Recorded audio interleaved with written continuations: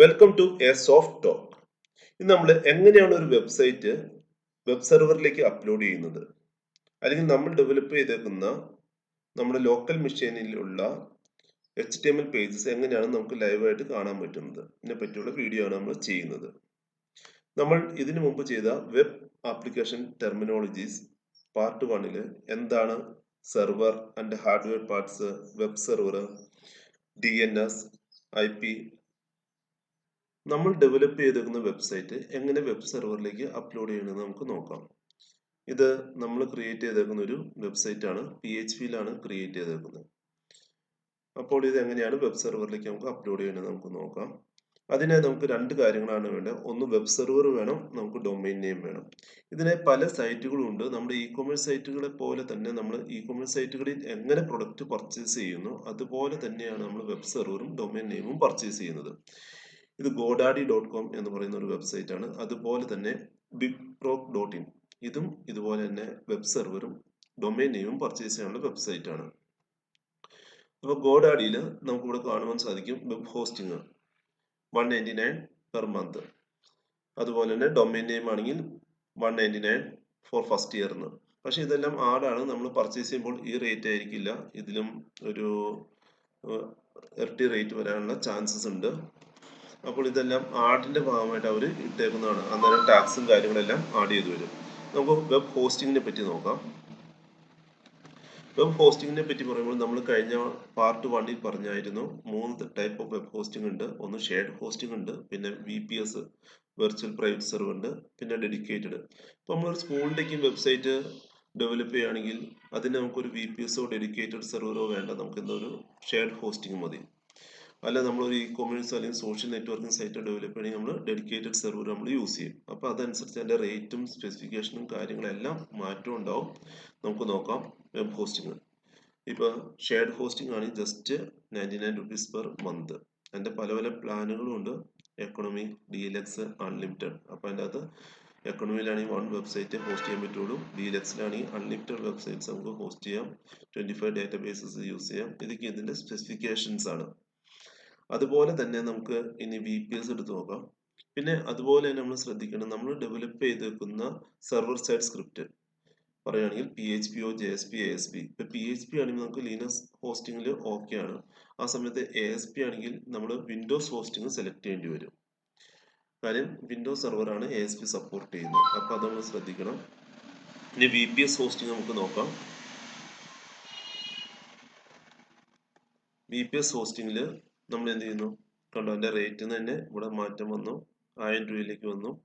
അതിന്റെ CPU, memory, അതുപോലെ തന്നെ സ്റ്റോറേജ് സ്പേസ് കാര്യങ്ങളെല്ലാം ഇവിടെ മെൻഷൻ ചെയ്തിട്ടുണ്ട്. ഇനി നമുക്ക് അതുപോലെ തന്നെ ഡെഡിക്കേറ്റഡ് സെർവറിൽ വരുമ്പോൾ അതിലും എക്സ്പെൻസീവ് ആയിരിക്കും. കണ്ടോ, 8000-ലാണ് സ്റ്റാർട്ടിങ് തന്നെ. പക്ഷെ അതിനകത്ത് പെർഫോമൻസ് ഹൈ ആയിരിക്കും ഡെഡിക്കേറ്റഡ് സെർവറിന്റെ. അപ്പോൾ നമുക്ക് അതിന്റെ ആവശ്യമൊന്നുമില്ല. നമ്മൾ ജസ്റ്റ് എന്ത് ചെയ്തു, ഒരു ഓർഡിനറി വെബ് ഹോസ്റ്റിംഗ് സ്പേസ് നമുക്ക് പർച്ചേസ് ചെയ്യാം. ജസ്റ്റ് സ്റ്റാർട്ടഡ് പ്ലാൻ നമുക്ക് പർച്ചേസ് ചെയ്യാം. പർച്ചേസ് ചെയ്യണമെങ്കിൽ നമ്മളിവിടെ ആഡ് ടു കാർട്ട് എന്ന് പ്രസ് ചെയ്താൽ മതി. ഇവിടെ പ്രസ് ചെയ്താൽ അത് നമ്മുടെ കാർട്ടിലേക്ക് ആഡ് ആയിക്കോളും. കാർട്ടിൽ വരുമ്പോൾ നമ്മുടെ അടുത്ത് വയ്ക്കും നമുക്ക് ഈ സെർവർ എന്തോരു നാളത്തേക്ക് വേണം, 1 മാസത്തേക്ക് വേണോ, അല്ല 1 വർഷത്തേക്ക് വേണോ, 2 വർഷത്തേക്ക് വേണോ, 3 വർഷത്തേക്ക് വേണോ. കാരണം നമ്മൾ ആദ്യം കണ്ട എത്ര 99, അത് എത്ര വർഷത്തേക്ക് പർച്ചേസ് ചെയ്യുമോ, 3 വർഷത്തേക്ക് പർച്ചേസ് ചെയ്യുമ്പോഴാണ് 99. അല്ല 1 മാസത്തേക്കാണെങ്കിൽ 200 രൂപ വന്നു, 200 രൂപ പ്ലസ് എന്താ ടാക്സും ഉണ്ടാവും. നമ്മൾ 1 മന്തിലേക്ക് പർച്ചേസ് ചെയ്യുകയാണെങ്കിൽ നമുക്ക് നോക്കാം അതിന്റെ കറക്റ്റ് റേറ്റ് 1 മന്ത്. ഓക്കെ, നമുക്ക് 1 മന്തിലേക്ക് നോ താങ്ക്സ്, നമ്മൾ അതിന്റെ സെക്യൂരിറ്റി കാര്യങ്ങളൊന്നും വേണ്ട, നമുക്ക് അതിന്റെ SSL സർട്ടിഫിക്കറ്റും വേണം. നമ്മൾ ജസ്റ്റ് അത് കാർട്ടിലേക്ക് ആഡ് ചെയ്തു 1 മാസത്തേക്ക്. അപ്പൊ നിങ്ങൾക്ക് കാണുവാൻ സാധിക്കും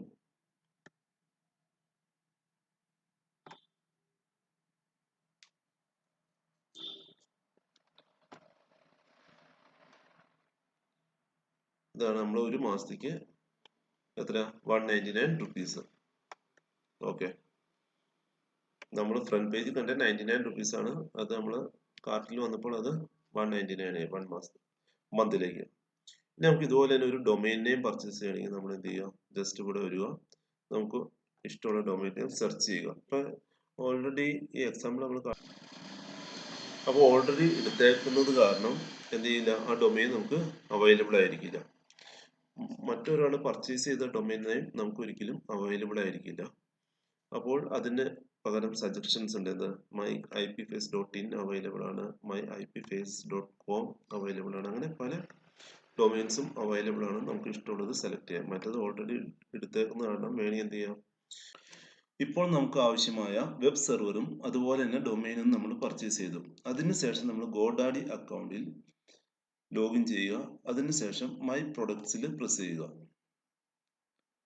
മൈ പ്രൊഡക്ട്സിൽ നിങ്ങൾ പ്രസ് ചെയ്യുമ്പോൾ നിങ്ങൾ പർച്ചേസ് ചെയ്ത്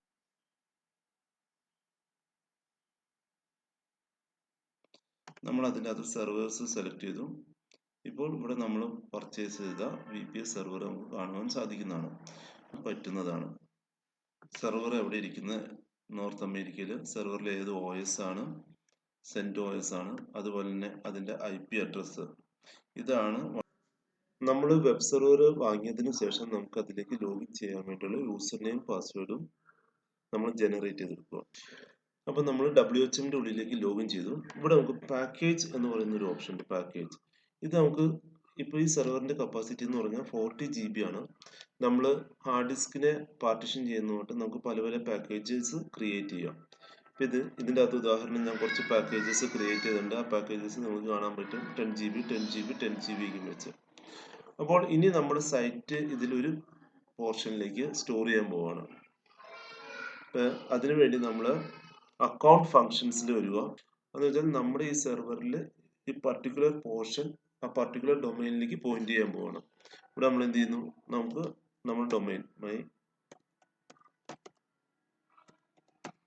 നമ്മൾ ഡൊമൈൻ കൊടുത്തു, ഇവിടെ യൂസർ നെയിം കൊടുത്തു, ഇവിടെ പാസ്വേഡ് കൊടുത്തു, ഇവിടെ നമ്മുടെ ഇമെയിൽ കൊടുത്തു. ഇമെയിൽ കൊടുത്തതിന് ശേഷം നമ്മൾ ആ പാക്കേജ് ഇപ്പൊ നിങ്ങൾ എല്ലാവരും കണ്ടു കാണും. നമ്മൾ WHM വെബ് ഹോസ്റ്റ് മാനേജർ കയറി ആ പർട്ടിക്കുലർ ഡൊമൈൻ അഗൈൻസ്റ്റ് ആയിട്ട് ഒരു കൺട്രോൾ പാനൽ ക്രിയേറ്റ് ചെയ്തു. ഇനി ആ ഡൊമൈനിന്റെ ഉള്ളിലേക്ക് അല്ലെങ്കിൽ ആ കൺട്രോൾ പാനലിന്റെ ഉള്ളിലേക്ക് നമുക്ക് കയറി myipface.com/cpanel എന്ന് പറഞ്ഞു കൊടുത്താൽ മതി. അപ്പോൾ നമുക്ക് അതിന്റെ cpanel വരും. നമ്മൾ cpanelന്റെ ഉള്ളിലേക്ക് കയറി cpanelന്റെ അകത്ത് നമ്മൾ ഫയൽ മാനേജർ എന്ന് പറഞ്ഞ ഐക്കൺ കണ്ടില്ലേ, ഈ ഫയൽ മാനേജറിൽ പ്രസ് ചെയ്യുക.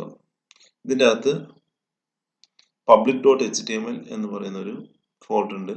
ഇവിടെയാണ് നമ്മൾ ക്ലയന്റ് മെഷീനിൽ നിന്ന് അല്ലെങ്കിൽ നമ്മുടെ ലോക്കൽ മെഷീനിൽ നിന്ന് നമ്മൾ ചെയ്തിരിക്കുന്ന വെബ്സൈറ്റിന്റെ വർക്ക് അല്ലെങ്കിൽ HTML ഫയൽസ് ഈ പോർഷനിലേക്കാണ് അപ്ലോഡ് ചെയ്യേണ്ടത്. ഓക്കെ, അതെങ്ങനെയാണ് നമുക്ക് നോക്കാം. എങ്ങനെയാണ് ഫയൽസ് ക്ലയന്റ് മെഷീനിൽ നിന്ന് സെർവർ. ഇനി നമുക്ക് എങ്ങനെ FTP അക്കൗണ്ട് ക്രിയേറ്റ് ചെയ്യാമെന്ന് നമുക്ക് നോക്കാം. അതിന് ആദ്യമേ തന്നെ cpanelന്റെ ഡാഷ്ബോർഡിൽ വരിക. അവിടെ FTP അക്കൗണ്ട്സ് എന്ന് പറയുന്ന ഐക്കൺ നിങ്ങൾക്ക് കാണുവാൻ സാധിക്കും. അതിൻ്റെ അകത്ത് പ്രസ് ചെയ്യുക. അതിൻ്റെ അകത്ത് ഡീഫാൾട്ട് ആയിട്ട് മൈ IP ഫേസ് ആ പർട്ടിക്കുലർ ഡയറക്ടറിയുടെ പാത്തും കോയിന്റ് എന്ന് പറയുന്ന ഒരു ലിങ്ക് ഉണ്ടാവും. നമ്മൾ ആ ലിങ്കിൽ പ്രസ് ചെയ്യുക. അപ്പോൾ ഇങ്ങനെ രണ്ട് ഐക്കൺസ് വരും. ഒരെണ്ണം വിൻഡോസിനും ഒരെണ്ണം മാക് OS-നും. നമ്മൾ വിൻഡോസിന്റെ കോൺഫിഗറേഷൻ FTP കോൺഫിഗറേഷൻ ഫയലിൽ പ്രസ് ചെയ്യുക. ജസ്റ്റ് ആ ഫയൽ നമ്മുടെ സിസ്റ്റം. അതിനുശേഷം നമ്മുടെ FTP ക്ലയന്റ് സോഫ്റ്റ്വെയർ ഫയൽസില്ല നമ്മൾ ഓപ്പൺ ചെയ്യുക. ഫയൽസില്ല ഓപ്പൺ ചെയ്തതിനു ശേഷം അതിനകത്ത് നമ്മൾ ഫയലിൽ വന്ന് സൈറ്റ് മാനേജറിൽ പ്രസ് ചെയ്യുക. അപ്പോൾ ഓൾറെഡി ഞാൻ ക്രിയേറ്റ് ചെയ്തിട്ടുണ്ട്. ജസ്റ്റ് നമ്മൾ ഇവിടെ എന്നിട്ട് ഫസ്റ്റ് തന്നെ പ്രോട്ടോകോൾ നമ്മൾ സെലക്ട് ചെയ്യുക. ഇതിൻ്റെ അകത്ത് നമ്മൾ FTP പ്രോട്ടോകോൾ സെലക്ട് ചെയ്യുക.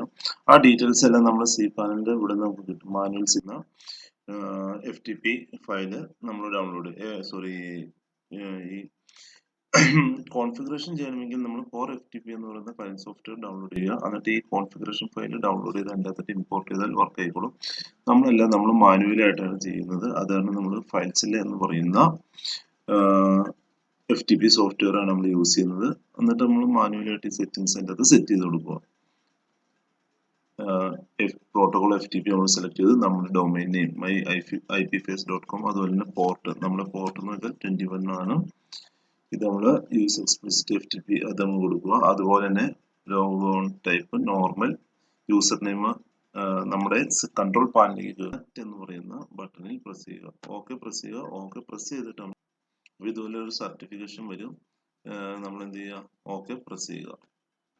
അപ്പോൾ നമുക്ക് കാണാം ഇത് നമ്മുടെ ലോക്കൽ ഡയറക്ടറിയാണ്. ഈ കാണുന്നത് നമ്മുടെ ലോക്കൽ സൈറ്റിലാണ് ഇവിടെ കാണുന്നത്. ഇത് നമ്മുടെ സെർവറിന്റെ അകത്തുള്ള ഡയറക്ടറീസ് ആണ് ഈ സൈഡിൽ നമ്മൾ കാണുന്നത്. ഇതിൻ്റെ അകത്ത് നമുക്ക് സൈറ്റ് അപ്ലോഡ് ചെയ്യേണ്ടത് public.html എന്ന് പറയുന്ന ഫോൾഡറിലേക്കാണ്. നമ്മളത് ഡബിൾ ക്ലിക്ക് ചെയ്ത് അത് ഓപ്പൺ ചെയ്യുക. അപ്പോൾ ഓൾറെഡി നമുക്ക് കാണുവാൻ സാധിച്ചു ഇവിടെയുള്ള ഫയൽസ് എന്ന് വെച്ചാൽ സി പാനലിലൂടെ നമുക്ക് കാണുവാൻ സാധിക്കും. സി പാനലിൽ നമ്മൾ ഫയൽ മാനേജറിൽ വരുമ്പോൾ കാണുന്ന ഫയൽസ് ആണ്. ഈ ഫയൽ മാനേജറിൽ വന്ന് നമ്മൾ പബ്ലിക് HTML സെലക്ട് ചെയ്യുമ്പോൾ കാണുന്ന ഫയൽസ് ആണ് നമ്മളിപ്പോൾ FTP എന്ന് വെച്ചാൽ ഫയൽ ട്രാൻസ്ഫറിംഗ് പ്രോട്ടോകോൾ കാണുന്നത്. ഈ ഡയറക്ടറിക്കകത്തുള്ള ഈ ഫയൽസ് തന്നെയാണ് ഇവിടെ കാണുന്നത്. നമ്മുടെ സെർവറും ക്ലയന്റ് മെഷീനുമായിട്ട് കണക്ട് ആയി. അതിനുശേഷം നമുക്ക് അപ്ലോഡ് ചെയ്യേണ്ട ഫയൽസ് ഏതാണെന്ന് വെച്ചാൽ നമുക്ക് ഈ വിഷയം നമ്മൾ എന്ത് ചെയ്തു, ഈ പാത്ത് കോപ്പി ചെയ്തിട്ട് നമ്മൾ ഫയൽസിൽ വന്നു ഇവിടെ നമ്മൾ ജസ്റ്റ് പേസ്റ്റ് ചെയ്തു എൻ്റർ അടിച്ചു.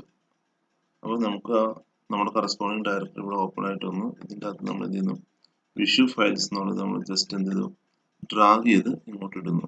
സർ അപ്ലോഡ് ചെയ്തിരിക്കുന്ന വെബ്സൈറ്റ് പ്രോപ്പർ ആയിട്ട് വർക്ക് ചെയ്യണ്ടോ നോക്കാം. അതിനായിട്ട് നമ്മൾ നമ്മുടെ ബ്രൗസറിന്റെ അഡ്രസ് ബാറിൽ ആ ഡൊമൈൻ നെയിം കൊടുത്തു myipps.com എൻ്റർ അടിച്ചു. അപ്പോൾ നമ്മൾ വിഷസ് എന്ന് പറയുന്ന ഒരു ഫോൾഡറാണ് അപ്ലോഡ് ചെയ്തേക്കുന്നത്. അപ്പോൾ myipps.com എന്ന് പറയുന്ന സൈറ്റ് public.html എടുക്കുന്നു. അതിന്റെ ഇൻഡെക്സ് ഫയലാണ് ഇപ്പോൾ വന്നേക്കുന്നത്. മറിച്ച് നമ്മൾ എന്ത് ചെയ്യുന്നു, വിഷസ് എന്ന് പറഞ്ഞ് ടൈപ്പ് ചെയ്യുന്നു. അപ്പോൾ നമ്മൾ അപ്ലോഡ് ചെയ്തേക്കുന്ന ഫോൾഡറിന്റെ അകത്തുള്ള index.html ഫയലാണ് ഇപ്പോൾ വർക്ക് ചെയ്തേക്കുന്നത്. എങ്ങനെ ഒരു വെബ് സെർവർ കോൺഫിഗർ ചെയ്യാം, അതിൻ്റെ അകത്ത് എങ്ങനെ ഒരു ഡൊമൈൻ പോയിന്റ് ചെയ്യാം, ഒരു പാക്കേജ് ക്രിയേറ്റ് ചെയ്യാം, ഒരു കൺട്രോൾ പാനൽ എങ്ങനെ ക്രിയേറ്റ് ചെയ്യാം, അതുപോലെ തന്നെ ഫയൽസ് നമ്മുടെ ലോക്കൽ ക്ലയന്റ് മെഷീനിലുള്ള ഫയൽസ് എങ്ങനെ സെർവറിലേക്ക് അപ്ലോഡ് ചെയ്യാം FTP ഉപയോഗിച്ച്, ഇതുപോലെയുള്ള കാര്യങ്ങളാണ് നമ്മൾ ഈ സീരീസിൽ പഠിച്ചത്. ഇനി വെബ് ടെക്നോളജി 3 നമുക്ക് ഇതിൻ്റെ ഒരു വർക്കിംഗ് പ്രിൻസിപ്പിൾ പറയാം. അന്നേരം എയർ കോഡ് നെയിം സെർവറിക്ക് എന്താണെന്ന് വിശദമായിട്ട് പറയാം. Okay, anyway thank you.